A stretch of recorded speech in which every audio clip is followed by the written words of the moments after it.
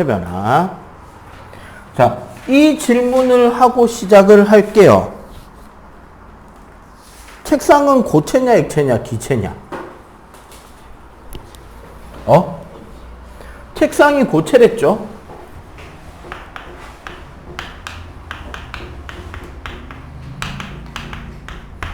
왜? 왜 고체냐?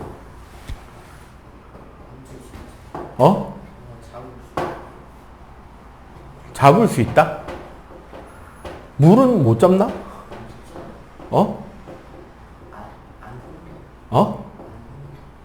뭐라고? 흐르지 않는다.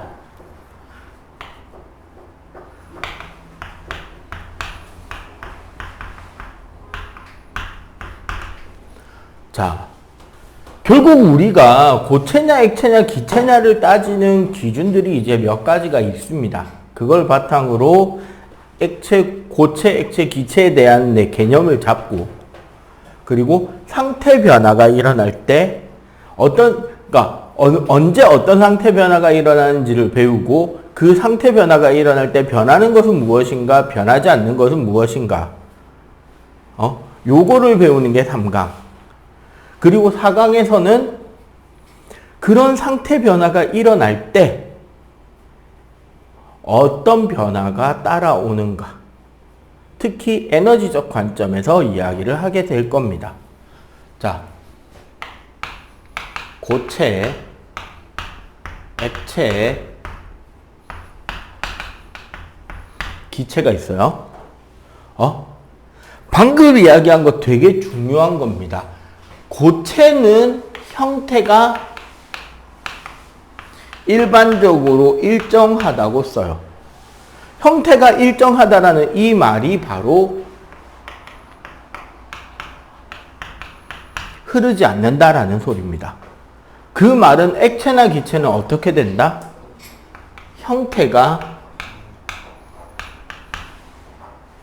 변하죠. 어떻게 변한다?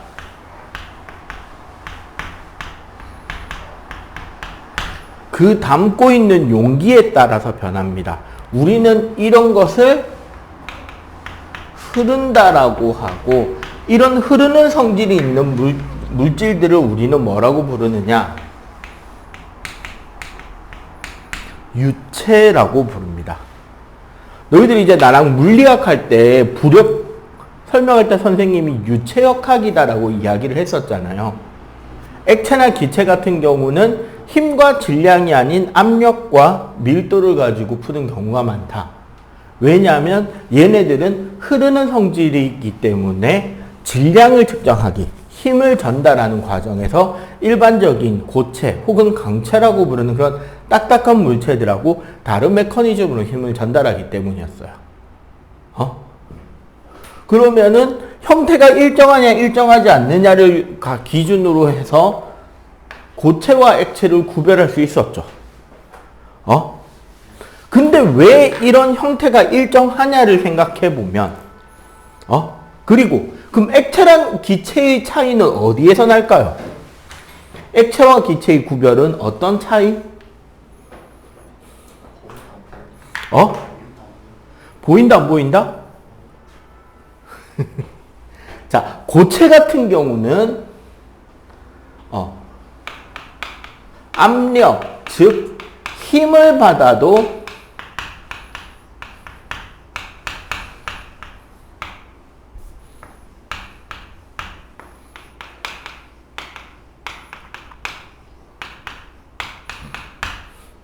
고체는 압축되지 않고요. 액체의 경우도 거의 압축되지 않아요. 하지만 기체는 어떻다? 압축이 잘 되죠.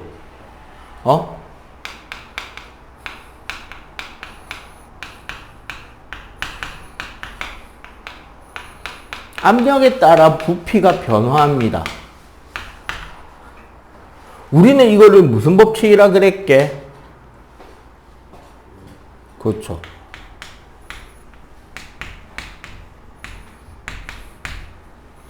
그러면 이런 차이가 있는 것들이 왜 생기느냐인 거야. 왜 생기느냐는 31쪽 맨 위로 가봅시다. 바로 고체의 경우는, 자, 요 밑에 원래 연결해서 적으면 되는 거예요. 고체는 입자적인 관점에서 보면 어떻다?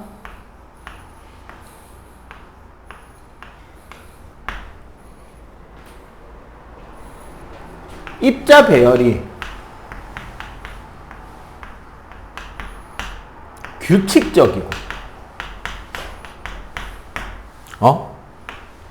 입자 간 간격이 매우 좁아요. 간격이 좁다는 것에서 결국 뭐다?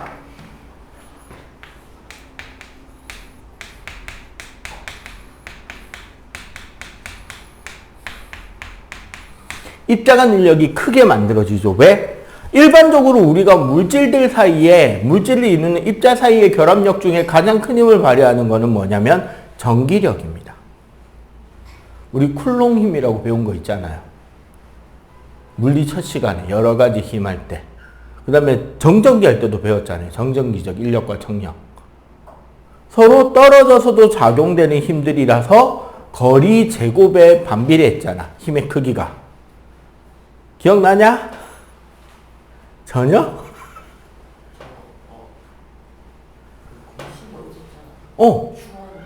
Q1 곱하기 Q2고 분모는 R 제곱분의 Q가 전하량, 그 전기적 성질의 크기. 왜냐하면 일반적으로 전기력의 크기는 K의 R 제곱의 Q1 곱하기 Q2인데 이건 비례상수, 쿨롱 상수. 비례상수니까 우리가 신경 쓸 건 아닌 거지. 요게 우리가 일반적으로 말하는 입자간 인력을 만드는 힘, 전기력이거든요. 전기력에서 어떻다? 거리 제곱에 반비례한단 말이야. 따라서 입자간 간격이 큰 고체의 경우는 그 입자 사이의 인력이 매우 클 수밖에 없고, 그러니까 우리가 손가락을 찔러 넣어도 들어간다, 안 들어간다? 안 들어가죠. 어느 정도 힘을 주면 들어갈까? 이 입자간 인력을 밀어낼 만큼 강한 힘을 주셔놓으면 들어가긴 하겠지. 칼로 자르거나 맞잖아요. 칼로 자르거나 도끼로 찍어버리거나. 그게 얘네들의 결합을 뜯어낼 만한 힘이니까 들어가는 거야. 그러면 액체는 어떤 특징이 있느냐?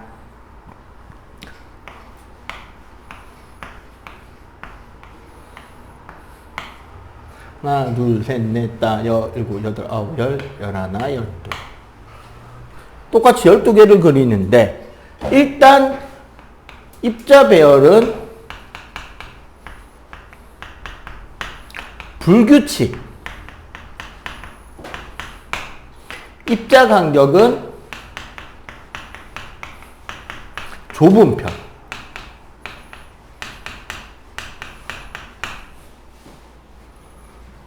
그렇기 때문에 얘네들은 누른다고 더 이상 압축이 될 수 있을 만한 여분의 공간이 존재하지 않는다는 거죠.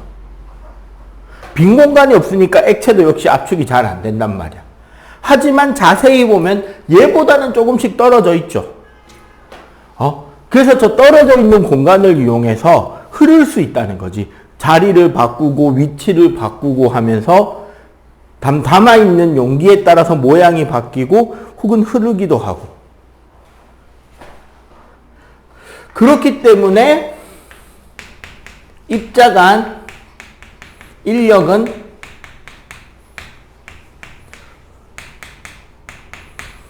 적은 편인 거죠. 뭐에 비해서? 상대적으로 고체에 비해서는 적다는 거지. 오케이? 그에 비해 기체는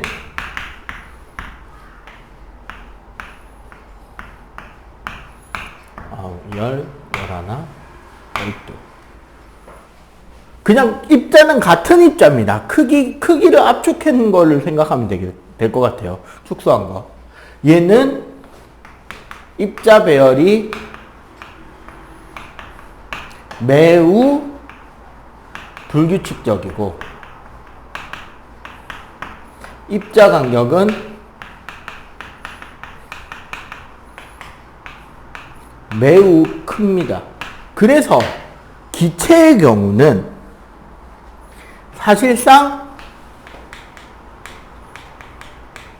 입자 간의 인력을 무시합니다. 없다고 치는 거. 아예 없는 건 아닌데 인력이 없다고 치고 봐야 된다는 거죠.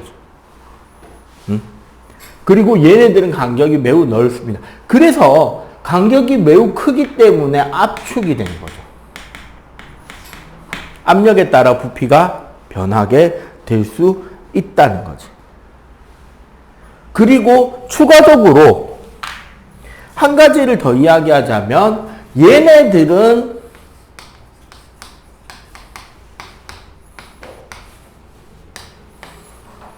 이렇게 단단하게 서로 묶여있고 가까운데 다닥다닥 붙어있으니까 고체 입자는 제자리 진동의 운동 정도밖에 안 일어나는 거야. 위치 교환이 된다 안 된다? 안 되는 거죠. 얘는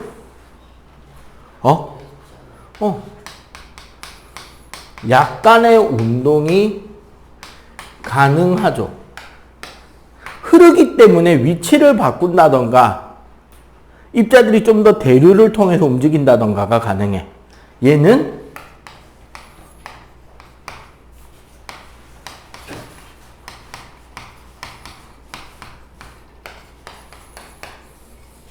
엄청 자유롭게 움직일 수 있죠. 왜? 인력이 없으니까. 그리고 공간도 널널하니까. 요렇게 해서 고체, 액체, 기체 세 가지 상태에 대해서 간략하게 배웠습니다. 자, 이거 먼저 정리.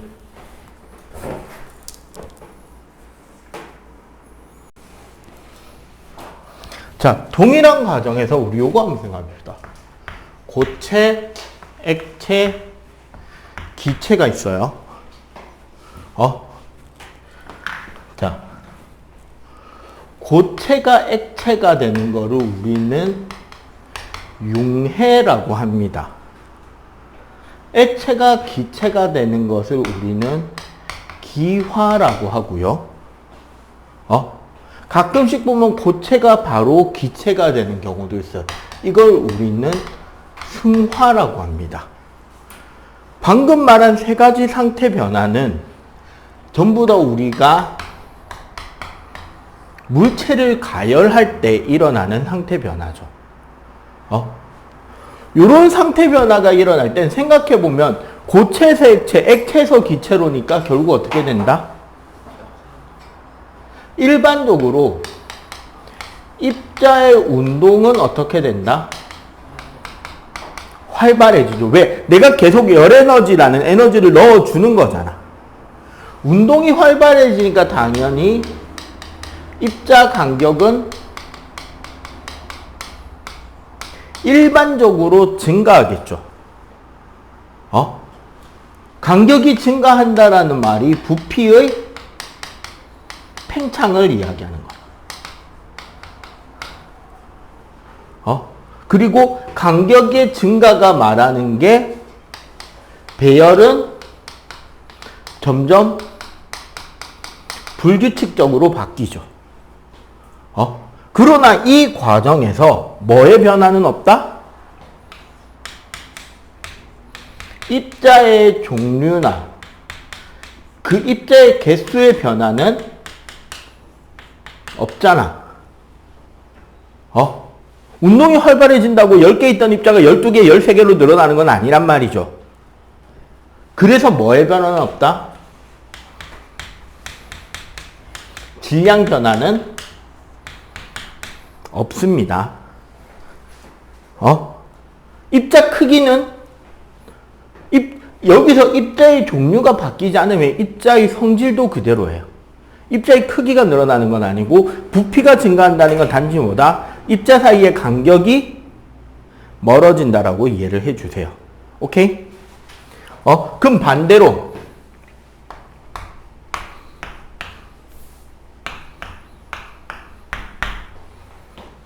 자, 고체에서 액체로 가는 거를 우리는 반대로 해야 되는구나. 액체가 고체가 되는 거를 응고라고 해요. 글자 잘 안 보이지? 응고. 기체가 액체가 되는 거를 액화. 기체가 바로 고체가 되는 거를 승화라고 합니다. 자, 여기 봐봐. 얘도 승화죠.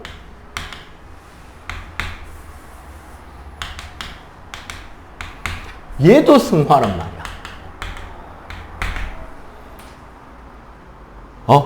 얘는 가열할 때 승화, 얘는 냉각할 때 승화잖아. 맞지? 그래서 이 둘을 구별하기 위해서 얘는 승화 뒤에 고기라고 적어주고 얘는 기고라고 적어주는 편이에요. 어떤 승화인지는 우리가 알아야 될 거 아니야. 하지만 부르는 명칭은 둘 다 뭐다? 승화다. 이 경우는 어떻게 된다? 점점 입자 운동은 둔해지고 그것 때문에 입자 간격은 감소합니다. 그래서 부피가 감소하고 배열은 점점 규칙적으로 바뀌죠. 하지만 얘네들도 요 내용은 똑같이 나타난다는 거죠. 입자의 종류와 개수가 변화가 안 되고 따라서 입자의 크기, 입자의 개수, 입자의 크기도 안 변하는 거지. 대신에 우리가 조심해야 될 것. 자, 이 상태 변화에서 주의할 것 두 가지가 있습니다. 첫 번째 주의할 거는 바로 물의 상태 변화야.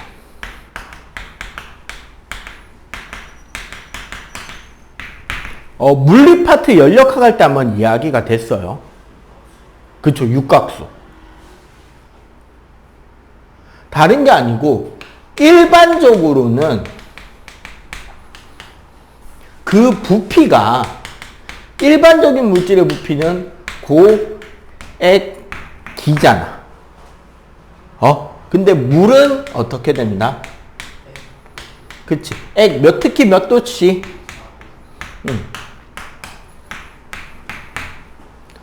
고체가 액체보다 10%가량 부피가 큽니다. 이건 열팽창으로 커버되는 범위가 아니에요.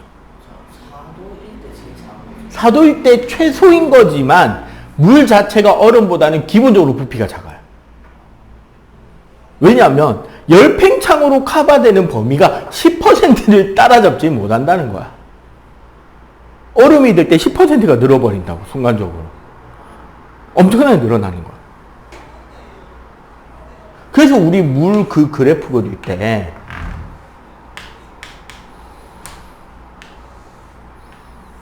요렇게 그려놓고 얼음 부피할 때 여기에 표주름표 해놓고 여기서 해줘요. 이게 실제 위치는 저 위에 있다고, 한참 위에. 무슨 뜻인지 알겠죠? 자, 그 다음에 두 번째로 우리가 기억을 좀 따로 해줘야 좋은 것이 뭐냐면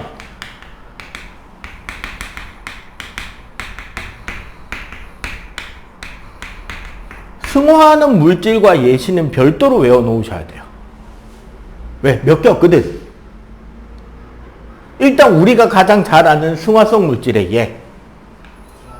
그렇죠. 또 아이오딘, 또 나프탈렌.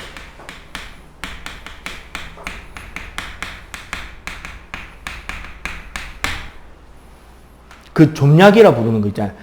좀 시골 가면 장터나 이런 데 가끔 팔고 다이소에도 있긴 하더라.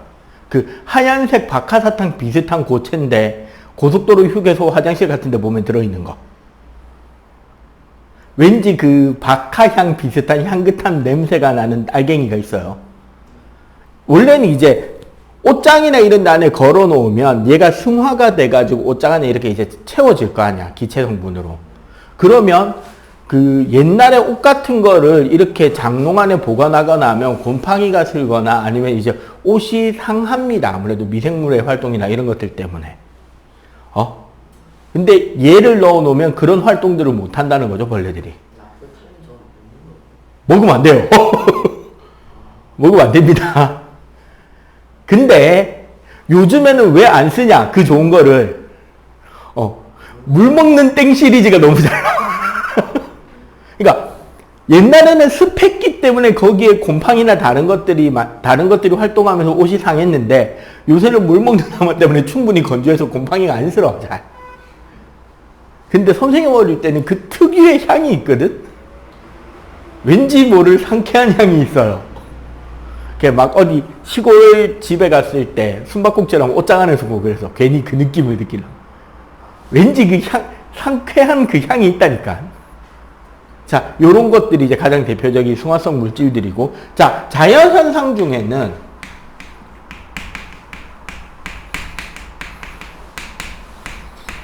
다 같은 겁니다. 설해, 성이, 상고대. 그 겨울철에 눈이 온 건 아닌데 자동차 유리창에 눈 온 것처럼 살얼음이 샥 오는 거 있잖아. 근데 나뭇잎 같은 데도 보면 싹 이렇게 얼어 있는 경우가 있어요. 그런 것들이 뭐냐면 가장 대표적인 승화가 된 거죠. 공기 중에 수증기가 바로 얼어붙어 버리는 거야. 물을 거치지 않고. 그 다음에 뭐가 있냐면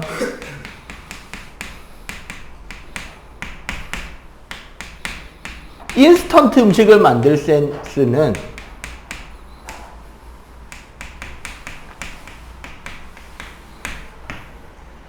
진공 동결 건조라는 기술이 있어요.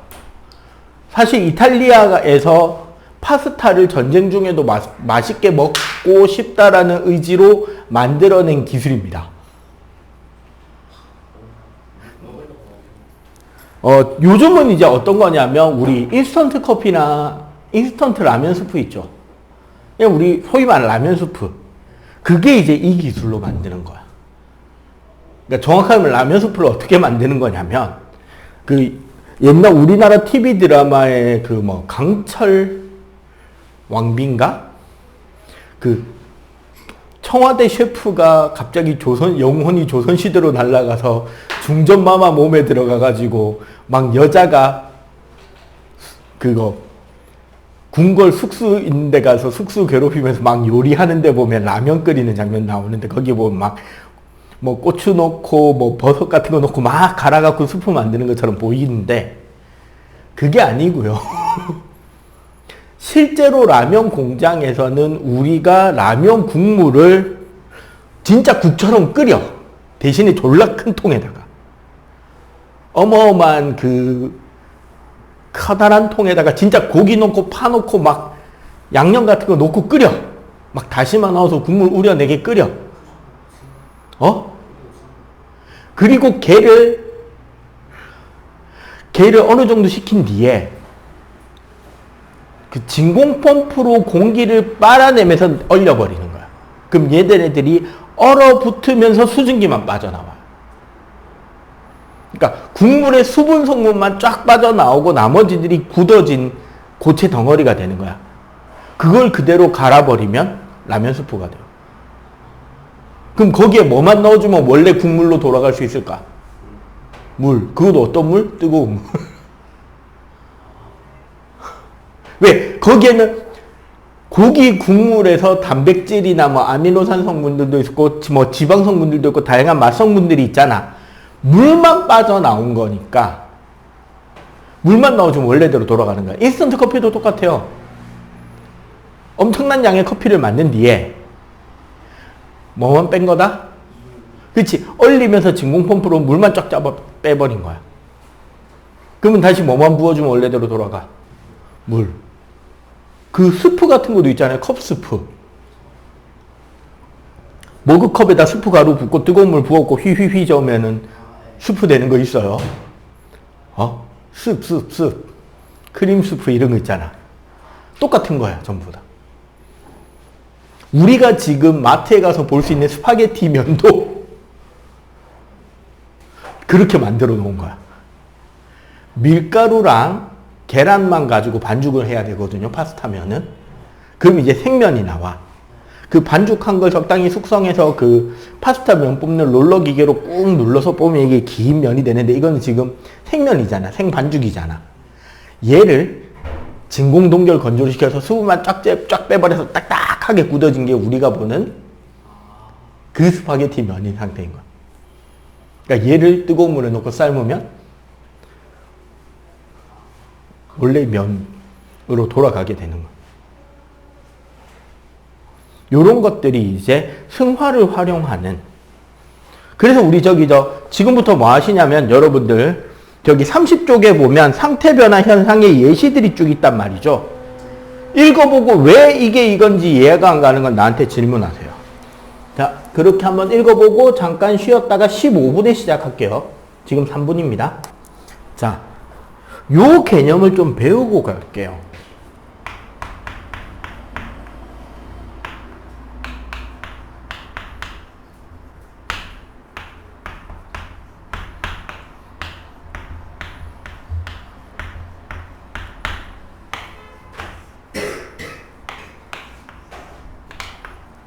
개와 주위입니다. 개라는 것은 어떤 실험 같은 거를 할 때 내가 관심을 두고 있는 장치를 개라 그래요. 예를 들어 이런 거 생각합니다. 알코올 램프로 비커의 물을 가열하면서 온도를 측정한다. 그러면 내가 관심을 두는 영역은 어디까지라고 봐야 될까요? 비커에 물이죠. 알코올 램프 켜져 있는 거는 내 관심 아니잖아. 그건 그냥 켜놓은 거잖아. 맞지?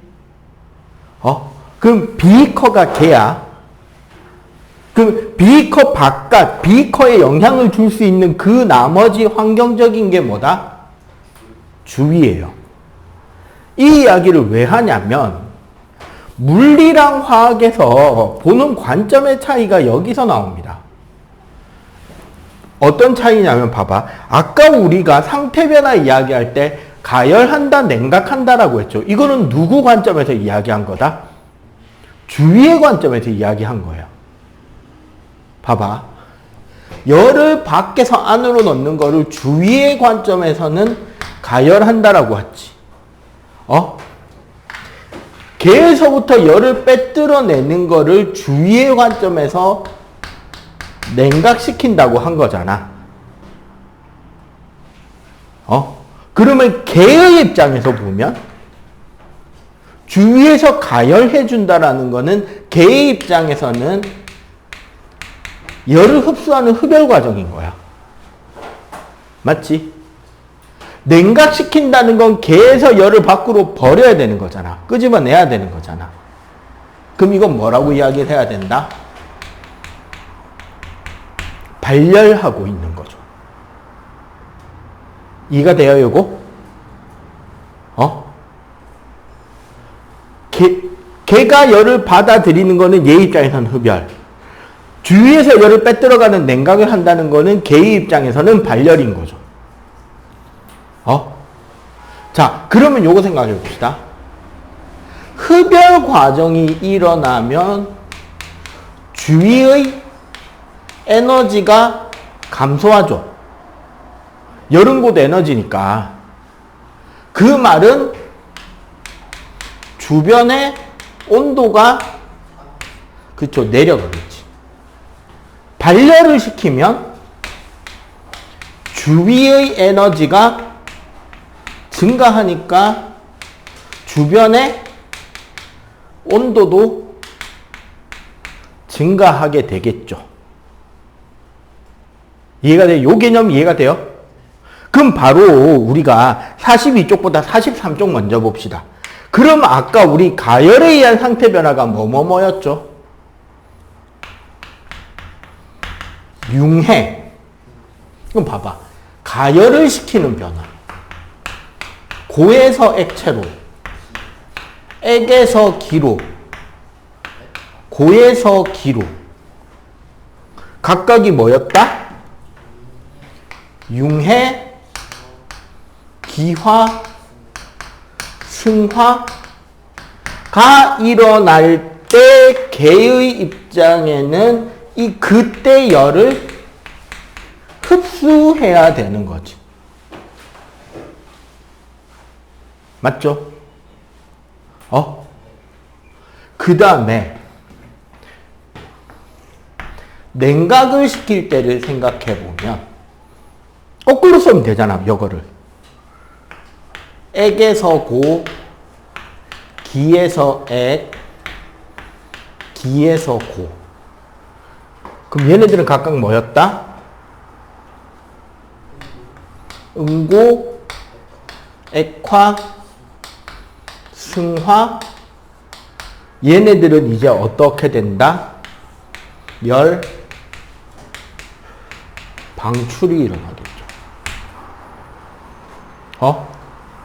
그래서 열 흡수니까 주위 온도가 내려가고, 방출이니까 주위 온도가 올라가겠죠. 예를 하나씩 들어볼까?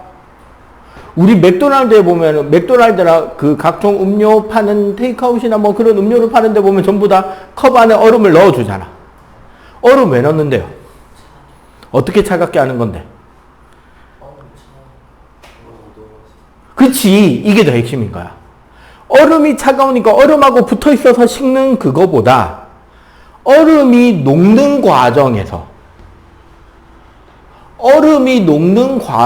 흡수하는 열이 얼음이 차가우니까 그 옆에서 열을 흡수당해서 가는 것보다 얼음이 녹으면서 흡수하는 양이 훨씬 많다는 거야. 그래서 테이크아웃 전문점에서 쓰는 얼음들은 되게 잘 녹는 편이에요. 왜? 잘 녹아요. 열을 빨리 흡수하니까. 이해가 돼? 그러니까 생각해보면 찬물 타는 것보다 얼음을 넣는 게 훨씬 빨리 온도를 낮출 수 있다는 거지. 그렇게 해서 열을 흡수하는 열이 더 많으니까 그럼 음료수가 빨리 시원해진다고. 그럼 요거는 기화열. 우리 주사 맞기 전에 뭐 해요? 알코올 솜으로 그 주사 맞고 닦아주잖아. 잠시 뒤 어때? 졸라 시원하죠. 차갑지? 알코올이 차가워서 차갑냐? 그치. 알코올이 증발해버리잖아. 물보다 빨리. 알코올은 되게 빨리 증발해요. 그러니까 얘가 증발하면서 내 몸에 있는 열을 흡수해버리니까.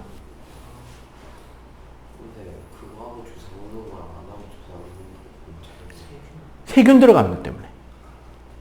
그래서 알코올 솜으로 한번 소독을 해주고 하는 거야. 그치. 알코올은 왜냐면 알코올 분자들은 분자 질량은 물보다 큰데 분자 간 인력이 물보다 약하거든요. 그러니까 증발이 되게 빨라. 그러면 고기 승화 열 흡수는 뭐가 있을까요? 승화 열 흡수. 베텐키라민스 31에 아이스크림 포장을 하면 드라이 아이스를 넣어주죠. 왜 넣어주는데? 드라이 아이스가 뭐 하면서? 승화하죠. 그냥 고체인데 왜 증발이냐? 승화지. 드라이 아이스가 승화하면서 누구의 열을 뺏어버린다? 아이스크림한테 가야 될 열을 지가 뺏어버리는 거야. 그럼 아이스크림은 열을 흡수할 수 있다 없다? 없지. 열을 흡수 못하니까 아이스크림이 못 녹는 거야.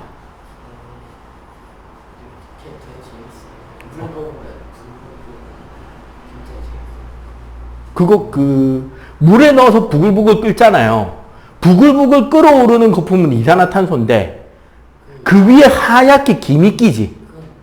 그건 물이에요. 수증기가 응결해서 만들어진 물입니다. 이산화탄소가 하얘지는 게 아니고 드라이 아이스 아주 차가운 드라이 아이스 기체를 중심으로 수증기가 들러붙어서 생긴 물방울인 거예요.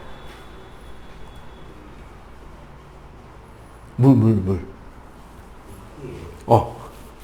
수증기입니다. 그거 물이라고 하는 게 맞죠. 액체 상태니까. 우리 눈에 보인다는 건 액체 상태라는 거예요. 물도. 수증기 눈에 안 보입니다. 안 보입니다. 거의 없죠. 없어요. 일단 내가 알기로는 없어요. 자, 그러면 그 반대, 응고열 방출. 선생님이 지난주에 팔이, 손목도 좀 안 좋아가지고 병원에 물리치료를 받으러 갔더니 파라핀 치료를 해주더라고. 파라핀이 뭔지 알죠? 양초 만드는 재료. 양초 재료. 액체 상태로 만들어 놓은 파라핀에 손을 담궜다가 꺼냈다가 10초 쉬고 담궜다가 꺼냈다가 10초 쉬고 담궜다가 꺼냈다 10초 쉬면 손에 파라핀 장갑이 생기기 시작해요. 그러고 가만히 들고 있으면 얘네들이 이제 어떻게 된다? 점점점 더 굳어가겠죠. 그리고 얘가 굳으면서 뭐 한다?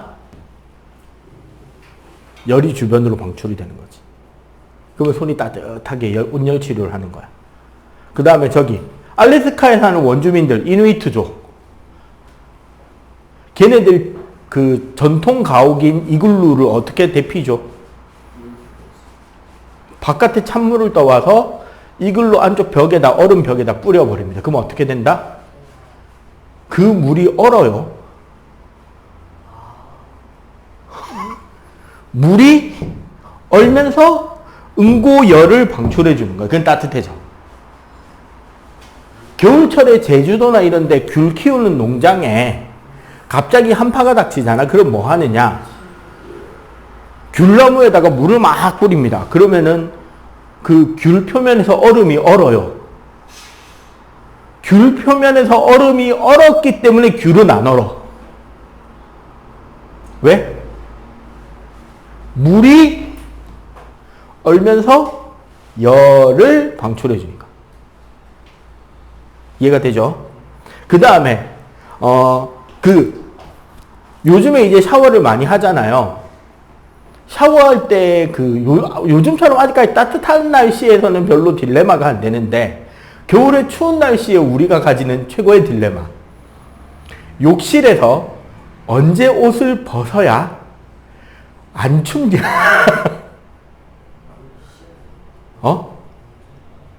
샤워하러 들어갈 때 옷을 벗어야 될 거 아니야? 어느 타이밍에 벗어야 안 춥냐? 따뜻한가? 아니야.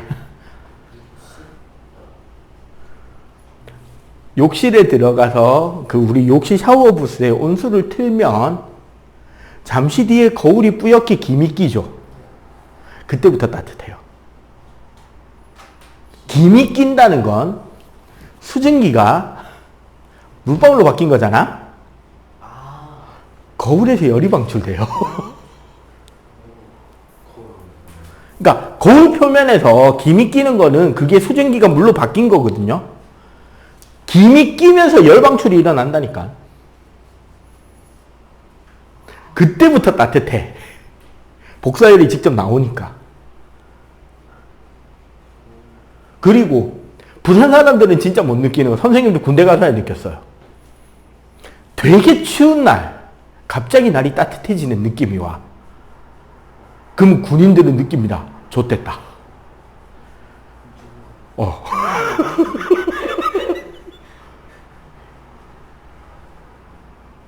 구름 속에서 눈이 만들어질 때 승화가 일어나거든요. 구름은 물방울이란 말이야. 액체예요.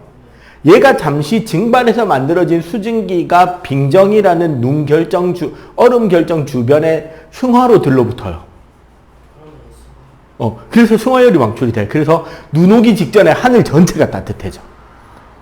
분명히 졸라 추운 날이었는데 갑자기 구름이 가득 꼈는데 날씨가 훈훈한 따뜻한 느낌이 들어.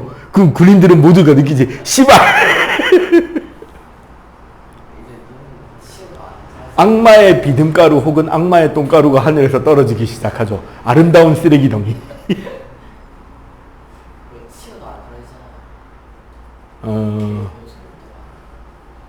그렇다고 안 추우면 그날부터 반찬은 무밖에 없었죠.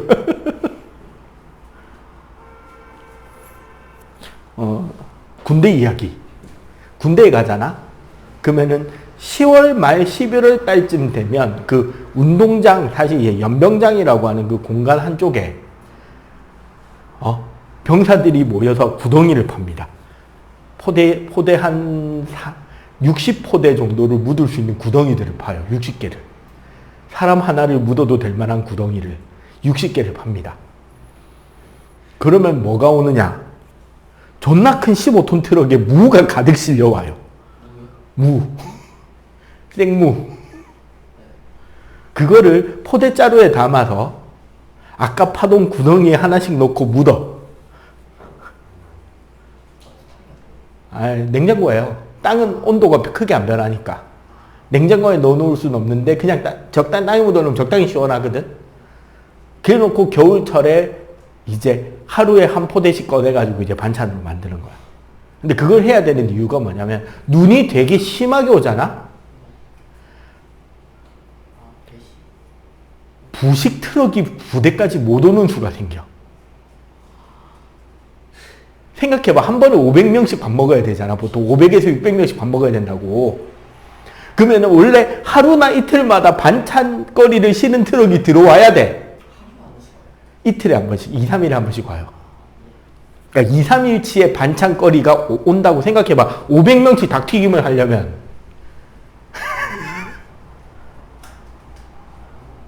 그 백패커 보면 알잖아. 백종원이 그 군인 학교나 이런 데 급식해준다고 하루에 반찬 굽는 양이 얼만지.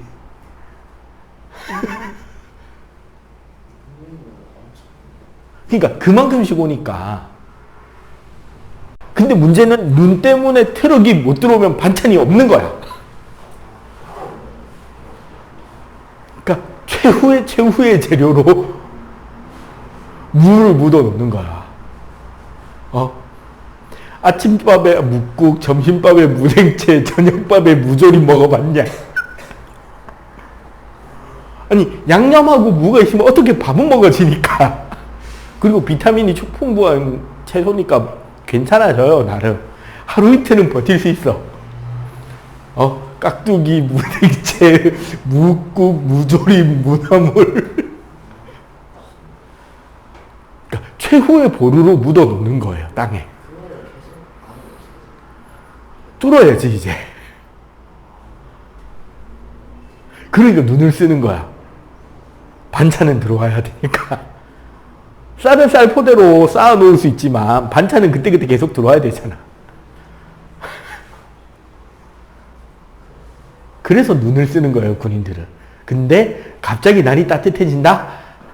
모두가 같이 외치죠. 씨발 좋겠다. 그 있잖아. 할아버지 이제 나이 좀 많으신 분들 비 오기 전에 허리 쑤시고 무릎 쑤신다라는 느낌을 말년병장쯤 되면 느끼죠. 갑자기 겨울철인데 날이 따뜻해져 오기 시작해. 구름이 가득한데, 그러니까 공기가 따뜻한 느낌이 아니라 하늘이 따뜻한 느낌이 나. 딱 겪어보면 알아. 좋겠다. 그래도 그나마 난 다행이었어요. 그렇게 심한 산악이 아니었기 때문에 나는 평지에 있는 부대에 갔다 왔단 말이에요. 저기 경기도 파주 임진강 강가 갔다 왔거든. 그 판문점 옆쪽으로. 그 국가대표 축구 트레이닝 센터 있는데 그쪽에 갔다 왔다고.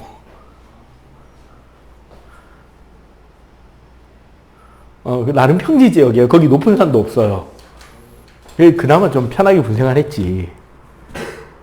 하지만 추울 때는 존나 춥긴 했어요. 영하 29도까지 봤으니까. 근데 거기 평지라니까. 저기 태백산맥 산 꼭대기 이런 데 가면 더 심해. 영하 29도면 어떻게 되는지 아냐?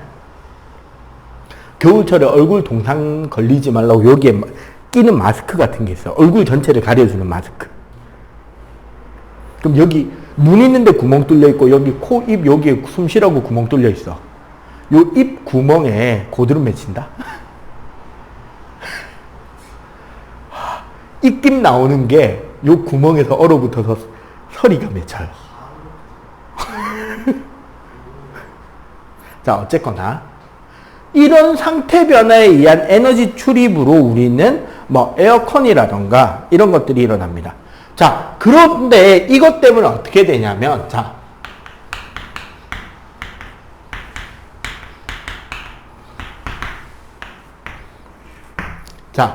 액체를 가열할 때는 어떻게 되느냐?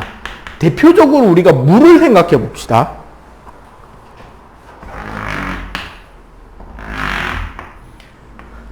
(0도랑) (100도에서) 물의 상태 변화 그래프를 그리면 쭉 가열되다가 0도에서 일정한 상태가 좀 유지가 되고, 다시 쭉 가열되다가 100도에서 일정하게 유지가 되고 올라갑니다.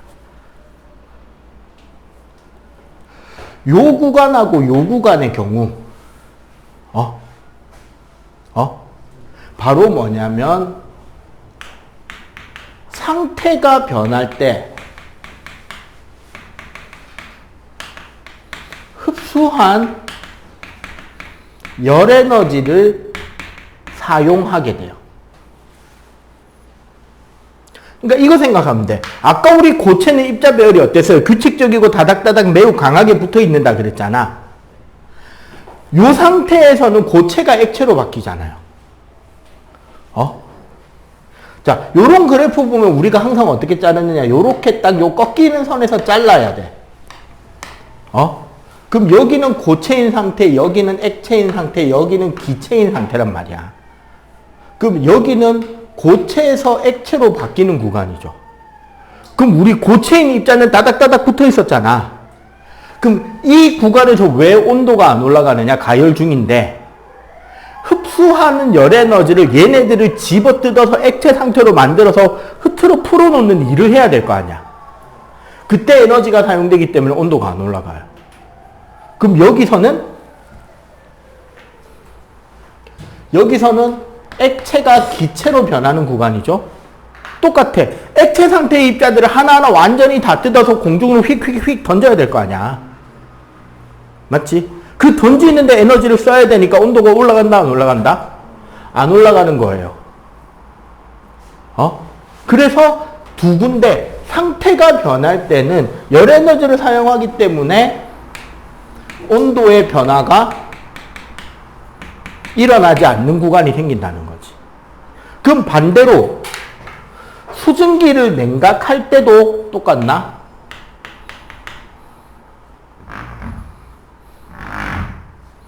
수증기를 냉각하다 보면 여기랑 여기가 나오죠. 자, 이 경우는 어떻게 된다?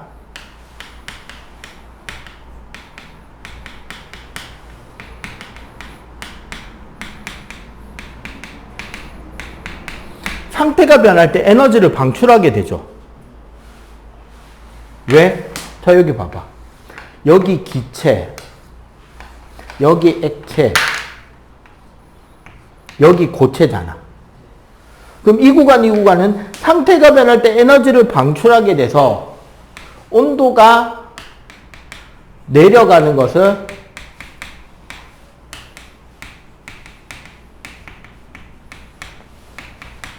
방해한다는 거지. 냉각시키고 있으니까 열을 빼서 가고 있는데 온도가 내려가면서 열을 대신 방출해 준단 말이야. 그러면 그 구간에서 온도가 내려간다, 못 내려간다? 못 내려간다는 거야. 그래서 순물질일 때는 상태가 변할 때 일정한 구간이 생긴다라는 거야. 오케이? 몇 분이냐? 자, 그러면은 요 내용 일단 필기. 이거 필기 끝나고 나면 에어컨하고 스팀 난방 설명해 드릴게요. 자, 요거 빨리 필기. 에어컨과 스팀 난방이 있는데, 솔직하게 우리나라는 스팀 난방보다 더 효율적인 온도를 쓰고 있기 때문에 우리나라에서 스팀 난방을 보기가 이제는 매우 힘듭니다.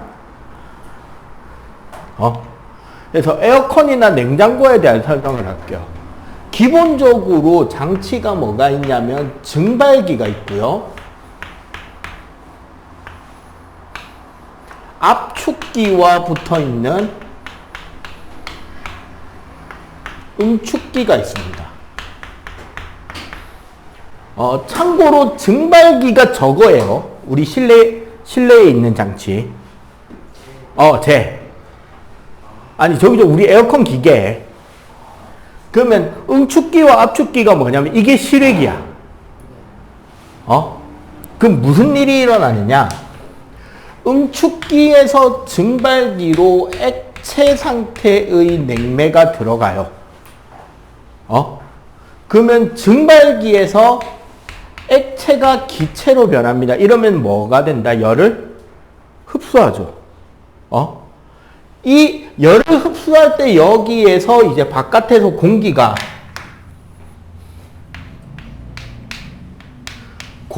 들어가면 여기서 무슨 공기로 나온다? 찬 공기로 변해서 나오겠죠. 저기에 있는 냉각판을 지나면서. 그러면은 여기 증발기에서 압축기로 기체 상태의 냉매가 들어가겠지. 그러면은 이 기체 상태의 냉매를 압축을 한 뒤에 응축을 시키는 과정에서 기체가 액체로 바뀌어요.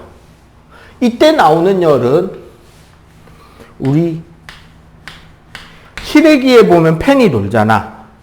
그래서 이쪽으로 열을 빼내는 거야. 그러면은 여기서 액체가 된 게 다시 증발기로 돌아가서 이렇게 빙빙빙 도는 거야. 참고로 이게 냉장고는 냉장고 기계 하나에 다 붙어 있는 거죠. 증발기가 우리 냉장고 실내 안쪽 벽에 들어있고, 응축기랑 압축기가 냉장고 뒷판에 붙어 있는 거야. 그래서 냉장고 뒤쪽은 되게 뜨뜻하잖아. 벽 안쪽으로는. 알겠어요? 스팀 난방은 뭐냐면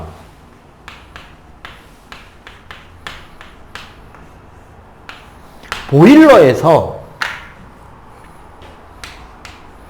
액체를 기체로 만들어서 방에 올려줘요. 그러면 실내에 뭐가 있냐면